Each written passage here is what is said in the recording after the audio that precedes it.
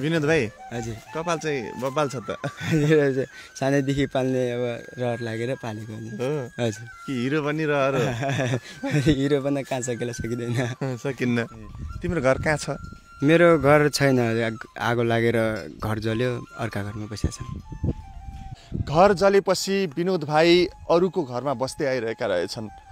र यिनै विनोद भाइ जसले निकै नै मिठो गीत गाउँछन् भन्ने थाहा पाइसकेपछि भाइलाई भेट्न हामी तुला भाइको गाउँमा आएका छौँ चौतारीलाई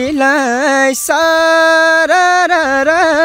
पिपलो छाया भो मलाई सधैँ अधुरो माया भो मलाई सधैँ अधुरो माया भो अहिले तिमी कहाँ बसिरहेको छु भन्यो रे अर्काको घरमा बसेका छन् अनि घरमा अहिले को हुनुहुन्छ आमा भाइ बस्छन्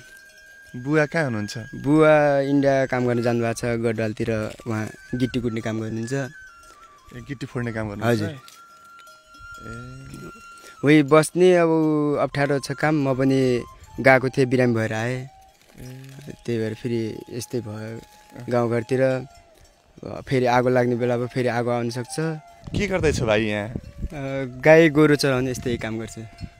गाई चराउन आएको हजुर गाई चराउन आएको अब यस्तै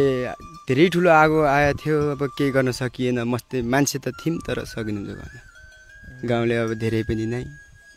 त्यसैले जल्यो मलाई यहाँ धेरै गाउँलेहरूले एकजना गाई चराउने भाइले मिठो गीत गाउनुहुन्छ भनेर भन्नुभयो कि गाउँछु गाउँछ हजुर गाउँछु हजुर मिठै गाउँछ हजुर गाउँछु कि यत्तिकै रहर मात्रै हो रहर पनि गाउन मन पनि लाग्ने यस्तै गाउन मन पनि लाग्ने हजुर ल गाइदेऊ न त ल सम्झ्यौ तिमीले सारा अन्जानमा रुवाको बिर्स्यौ होला घाँस काटी खुवाको त्यही भएर यस्तै सिजनमा लागेको आगो कहिले लागेको आगो भयो 3-4 वर्ष भयो यही जङ्गलमै हो घर यही जङ्गलमा पर्छ कि अर्को जङ्गल हजुर यही जङ्गलमा अर्को जङ्गलमा पर्छ गाई चराउन आगो यतातिर ए मलाई त्यहाँ लिएर जान्छ हजुर जान्छ हो हजुर ल जाम है हुन्छ अनि गाई के गर्ने फेरि गाई साथीभाइहरू एकछिन हजुर भन्छ हेर्न भन्छ हजुर भनिहाल्छु ए ल भाइले चाहिँ आफ्नो परिवार बस्दै आइरहेको घरमा लिएर मलाई चाहँदै हुनुहुन्छ अझै टाढा छ हजुर टाढा छ धेरै लाग्छ टाइम कति टाइम लाग्छ यहाँबाट अब 20 मिनट जति लाग्न सक्छ हो हजुर घाम छ म त थाकिसकेँ एउटा मिठो गीत सुनौँ है हुन्छ यो टक्क आँपको छायामा बस्दै हुन्छ हो तिमीले हेर्दा नि मलाई मात लाग्ने हो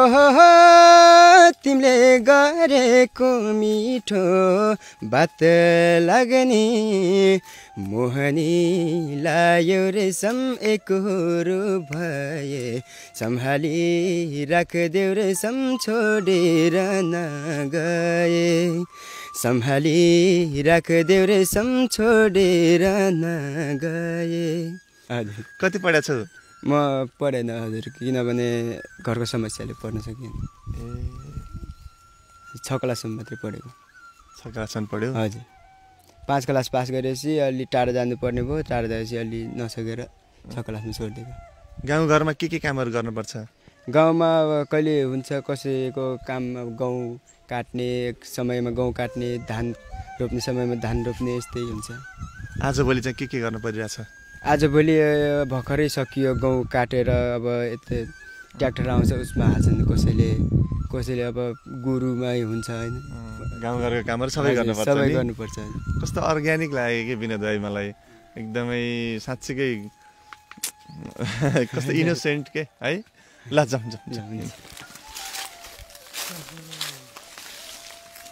पारी हो अझै हजुर धेरै अब छैन 20 मिनेट जति लाग्छ अझै 20 मिनेट हजुर यस्तो घाम गरेछ फेरि आज घाम त अस्ति पानी पर्यो हजुर तिम्रो घर जलेर खरानी भयो नि हजुर मन जलेको छ कि छैन मन जले पनि केही गर्न सकिँदैन हो हजुर अब मन त अब घर जल्ने बेला जल्यो होला म पनि अब घरको धुरीमा चढेको थिएँ मार्न सक्छु होला भनेर चढेको थिएँ सकिएन आगो निभाउनै सकिन हजुर हाम फाल्नु पर्यो घरको धुरीबाट हाम फालिदिएको आगो लाग्दा लाग्दै धुरीबाट हाम फाल्यो हजुर पानी लगेर गएको थिएँ जर्किनमा ठुलो लाग्यो आगो त्यही भएर सकिएन हाम फालिदिएको अनि घर बनाउने रहर छ कि छैन धेरै धेरै रहर छ धेरै रहर छ हजुर एकदम धेरै रहर छ हजुर एकदमै रहर छ कस्तो मायालु के है विनोद भाइ साँच्चै कि कति मायालु छन् एकदम मायालु लाग्यो मलाई तिमीसँग भेट्दा है हजुर मैले जस्तो सुनेको थिएँ नि हजुर त्यस्तै पाएँ के अरूको खेतबारी हुँदै हुँदै जानुपर्ने रहेछ नि हजुर बाटो अब यतैबाट हिँड्ने पहिला अब केही रोपेपछि धान रोपेपछि उता हिँड्नुपर्छ आजभोलि केही छैन त्यही भएर यतिदेखि हिँड्नुपर्छ अनि ल विनोद भाइले त कस्तो मिठो मिठो गीतहरू गाउनु हुने रहेछ मलाई अझै सुन्न मन लाग्यो गीत के गीत सुन्ने होला हुन्छ सुनाइदिन्छु रेलको बाटो भन्ने गाना सुनाइदिन्छु ल सिटामलको अभावमा मर्नुपर्ने कोही चोट लागे भोक लागे पनि बस्नुपर्ने रोई हजुर तुइन चढी स्कुल जान्छन् नानी बाबु गाउँमा कालो बाटो चिल्ला गाडी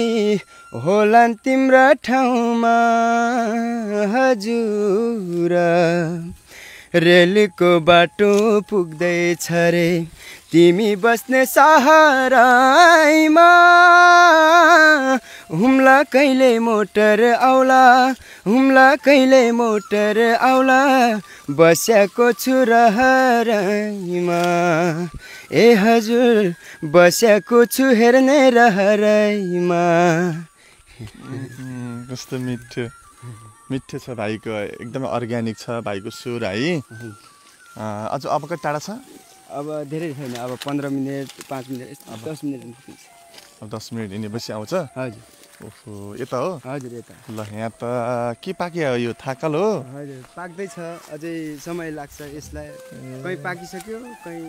पाकेर रहेछ नि अझै हजुर नपाकेको त के टिप्नु र है राम्रो हुँदैन पुरै टर्रो हुन्छ टर्रो हुन्छ हजुर अनि तिमीहरूले के भन्छ यसलाई यसलाई थाकल भन्छ कसैले खजुरी भन्छ खजुरी भन्छ हजुर हामीले पनि थाकल भन्छौँ दर्शकहरूले चाहिँ यसलाई के भन्नुहुन्छ यसलाई यसो कमेन्ट गर्नलाई कतै खजुरी कसै थाकल भन्ने छैन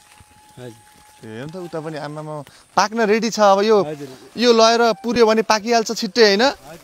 ओहो ल जुम गरिदेऊ त ओहो यो त टिप्न पर्यो ल यो त अब लगाएर पकाउने भने त पाकिहाल्छ नि ल जाम अब कति टाढा छ भाइ अब छैन त अब आइसक्यो घर उता पाकी आउँछ हजुर ल कस्तो राम्रो गाउँ यो त अब के गाउँ भन्ने कि यो जङ्गलको बिचमा छ कि क्या तिम्रो घर त जङ्गलको बिचमा हुनाले आगो लागेको ओहो तिम्रो घर त जङ्गलको बिचमा पो रहेछ क्या हजुर जङ्गलको बिचमा हुनाले त्यस्तै आगो लाग्यो है हजुर अब अहिले त्यहाँ घर केही पनि छैन हजुर छ एक दुईवटा घर अलि अगाडि छ हाम्रो घर सबभन्दा लास्ट छ त्यही भएर ए होइन तिम्रो घर भनेको तिम्रो घर अहिले त्यहाँ छँदै छैन है हजुर छँदै छैन घर त छँदै छैन ए जल्यो अब त्यो सबै खरानी भइसक्यो हजुर खरानी भइसक्यो ए तिमी बस्ने अहिले त्यही घर तिम्रो घर जलेको घरको छेउछाउमै हो हजुर छेउछाउमै अलि त अगाडि हो बाटो अप्ठ्यारो रहेछ हजुर है राम्रोसँग बाख्राहरू चराउँछ यतै बाख्राहरू चराउने अनि गोरुहरू यता पनि चराउँछ हजुर रेलीको बाटो पुग्दैछ रे तिमी बस्ने सहारामा हुम्ला कहिले मोटर आउला हुम्ला कहिले मोटर आउला बस्याको छु रहरैमा ए हजुर बस्याको छु हेर्ने रहरैमा हो भयो त अब कति टाढा छ भाइ छैन यही घरमा बस्छौँ हामी ए ऊ त्यो पारीको देखेको घरमा हजुर बस्ने जलेको चाहिँ ऊ त्यहाँ पारी घर ऊ पारी घर जलेको चाहिँ कहाँ ऊ पारी पारीको हो हजुर ल घर जलेको भाइ विनोद बस्ने गाउँमा हामी आएका छौँ। अब विनोदको घरमा आएका छौँ भने घर छैन होइन, विनोद बस्दै आइरहेको घरमा चाहिँ हामी अब आइपुगेका छौँ। जाऊँ भाइ। हुन्छ। एकदमै घना जङ्गलको बिचमा यो घर छ। यही घरमा भाइ बस्दै आइरहेका छन्। भाइको जलेको घर पारी छ र अहिले भाइ चाहिँ अरूको घरमा शरण लिएर बस्दै आइरहेका रहेछन्। ल हामी फाइनल्ली भाइ बस्ने घरसम्म आइपुगेका छौँ। ल हेर्नुहोस् यहाँ यो अरू कुनै घर छैन, यहाँ वरिपरि कतै घरै छैन। तर अब यहाँ एउटा घर छ, भाइको घर रहेछ एउटा, त्यो जलिसक्यो। अब यो घर छ। ल है हजुर यही हो त? हजुर यही ऊ त्यहाँनिर जल्यो, यो भत्किँदैछ, त्यही भएर बस्न डर लाग्यो। अब परदेश गइयो घर हाल्ने भनेर बिरामी भएर आइयो, कसैले साथ दिँदैन, केही गर्न सकिँदैन, त्यही भएर यस्तै छ।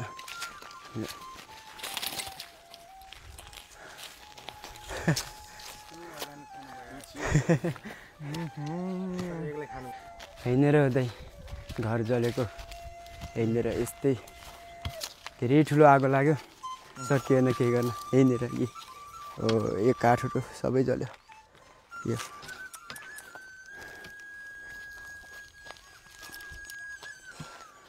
यो घर चुन्छ, भत्किन लाग्छ भित्रबाट, यस्तो हुँदैछ, त्यही भएर बस्ने। हजुर माटो छ त माथि फेरि। यो बुवाले बनाउनु भएको, के गराउनु अब पहिला गराउनु भएको थियो, अब भान्सा गर्ने यस्तो भन्ने गराउनु भएको थियो। जलेको घर हजुर यहीँनिर। यो जङ्गलमा लागेको आगो हजुर घरमा आयो। हजुर घरमा आयो। ऊ त्यहाँ तलदेखि भेटेको उडेर हावा लागिरहेको थियो, सकिएन बचाउन। हेर्नुहोस् त, म यति बेला विनोद भाइको जलेको घरमा आएको छु। घर जलेका विनोद भाइ निकै नै मिठो गीत गाउँछन्। भाइको बारेमा मैले थाहा पाइसकेपछि म भाइलाई भेट्न यहाँसम्म आएको छु। र यो घना जङ्गलको बिचमा भाइको यहाँ एउटा घर रहेछ। त्यही घर पनि आगोले जलेर अहिले खरानी भइसकेको छ। हुन त यहाँ खरानी पनि भेटिँदैन, किनभने घर जलेकै कति वर्ष भयो? 2 वर्ष कि 3 वर्ष? 3 वर्ष। घर जलेकै 3 वर्ष भइसकेछ। भाइ अनि तिमी बिचमा भारत पनि गयो होइन? हजुर गएर अब काम गर्दा गर्दै बिरामी भयो, त्यही भएर फर्केर आएको। ए अनि भारत चाहिँ किन गएको हो तिमी खास? काम गर्ने, सिजन लाग्ने, स्याउ टिप्ने यस्तो जानु पर्थ्यो, भारी बोक्नु पर्थ्यो, सकिएन, भारी ज्यादा बोक्नु पर्ने। भनेपछि पैसा कमाउने भनेर तिमी इन्डियासम्म पनि पुग्यौ? हजुर इन्डिया गएको, उता केही काम गर्न सकिएन, बिरामी भइयो, अनि त्यो फर्केर आएको। ए केमा काम गर्थ्यौ अरे तिमीले त्यहाँ? गिट्टी कुट्ने, अब धेरै रोडको धेरै काम हुन्थ्यो। म एक्लै हुँदैन थिएँ, मस्तै धेरैजना हुन्थ्यौँ। त्यही पनि सबका हातबाट रगत चुने, कसैको के हुने कसैको के हुने भएर म पनि नसकेर आएको।